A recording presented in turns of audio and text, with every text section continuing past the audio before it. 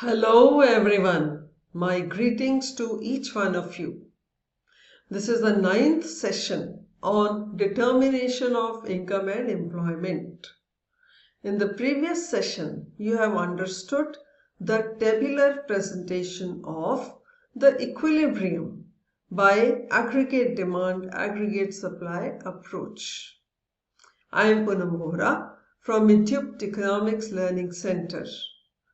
This session focuses on the graphical presentation of the equilibrium of income and employment by aggregate demand, aggregate supply approach. So let's understand the diagram. Equilibrium level of income and employment through aggregate demand, aggregate supply approach can be understood diagrammatically too. For that, income is taken on the x-axis, consumption and investment on y-axis. It is very well known that equilibrium is at a point where aggregate demand equates aggregate supply, where aggregate demand is C plus I and aggregate supply is C plus S.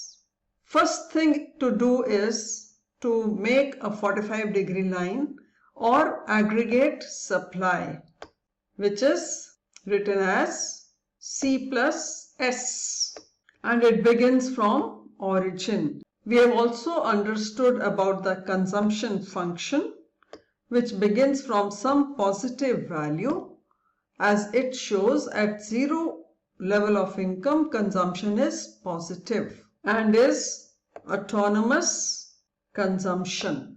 So one can draw aggregate demand, which is C plus I.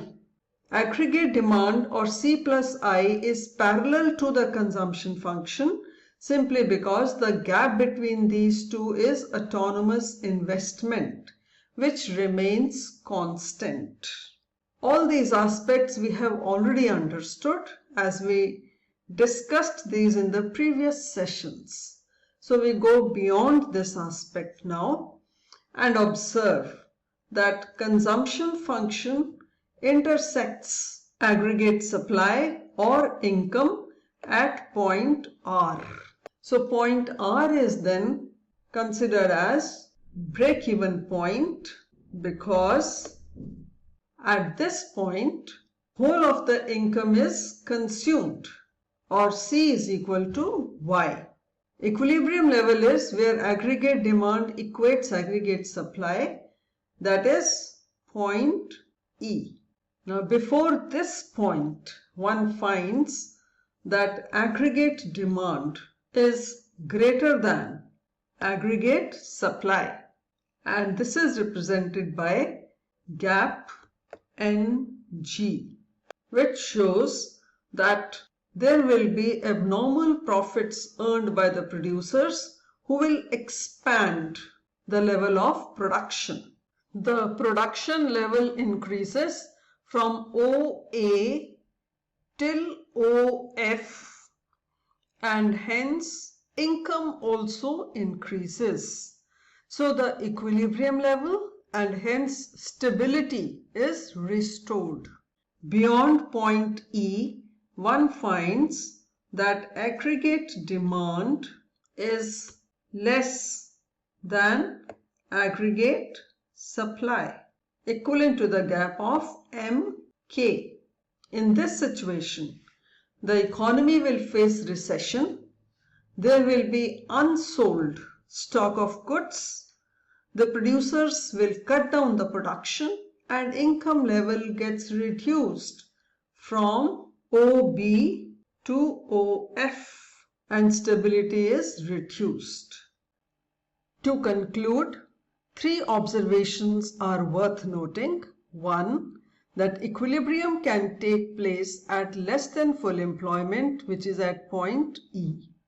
Two, that when aggregate demand is greater than aggregate supply, national income tends to rise. And three, when aggregate demand is less than aggregate supply, national income tends to fall. fall.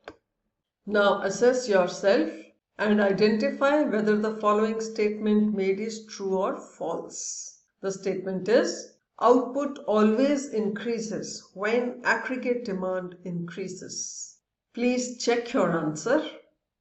This is a false statement. With increase in aggregate demand, output increases only till full employment equilibrium is not achieved. Once full employment equilibrium gets achieved, it is not possible to have an increase in output, even though there is an increase in aggregate demand. So the statement is a false statement. I hope you have understood the diagrammatic presentation of the equilibrium level of income and employment through aggregate demand, aggregate supply approach. With this, the session comes to an end. The next session would focus on equilibrium level of income and employment determination through savings and investment approach. Till then, keep reading and keep practicing.